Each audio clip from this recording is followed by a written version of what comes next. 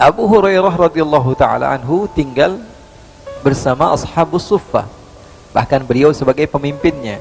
Beliau bercerita, ya, beliau dipanggil Rasul Aba Hirrah, ya Aba Hirrah. Karena apa?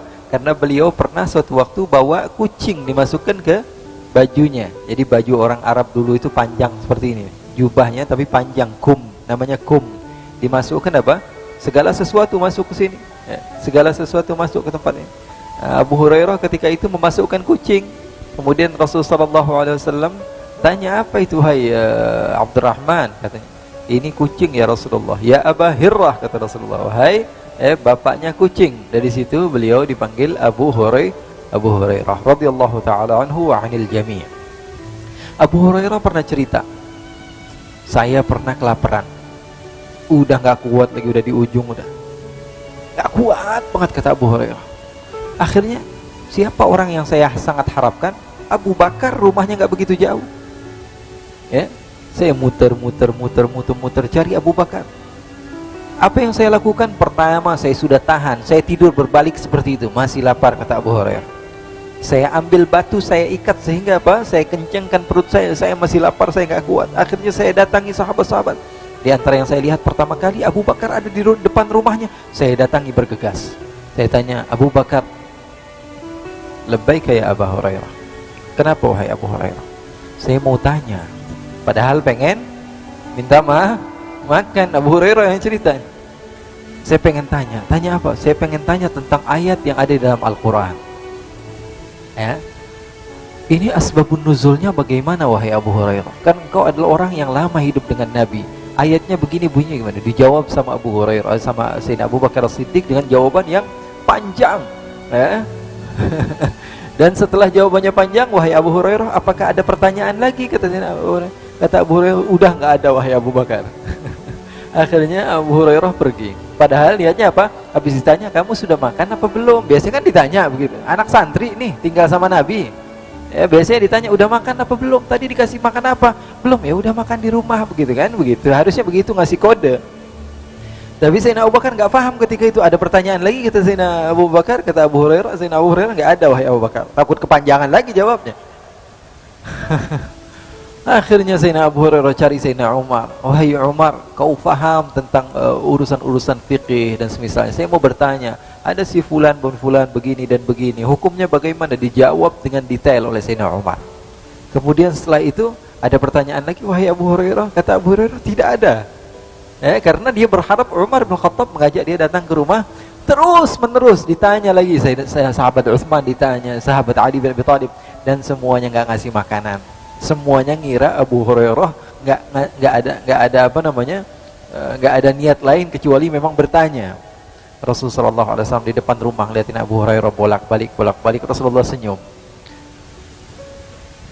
Kata Rasulullah SAW, Abu Hurairah, sepertinya perut kamu sudah lapar. Kata Abu Hurairah, iya ya Rasulullah, sudah, sini kamu datang ke rumah saya. Rasulullah SAW masuk ke rumah Rasulullah SAW, tanya sama orang rumah, ada makanan apa? Ini Abu Hurairah kelihatannya lapar, kata Rasulullah. Karena rumahnya dekat. Lalu istri Rasulullah SAW mengatakan, ya Rasulullah, barusan ada orang yang mengantarkan kepada kita satu wadah isinya susu. Kata Rasulullah, ambil. Kata Abu Hurairah, alhamdulillah, dapat makanan ini dari Rasulullah SAW. Kata Rasulullah SAW, Abu Hurairah, kamu ketua sufah kan?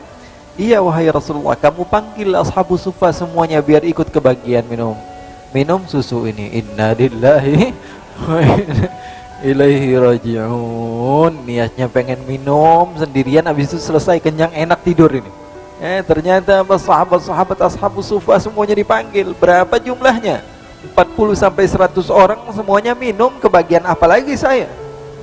Apalagi sebagai seorang ketua, sayyidul qaum khadimuhum, pemimpin dari setiap rombongan, mereka harus menjadi khadimnya.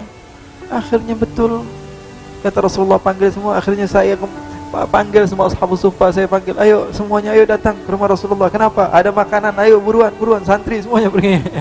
Akhirnya semuanya datang ke rumah Rasulullah SAW.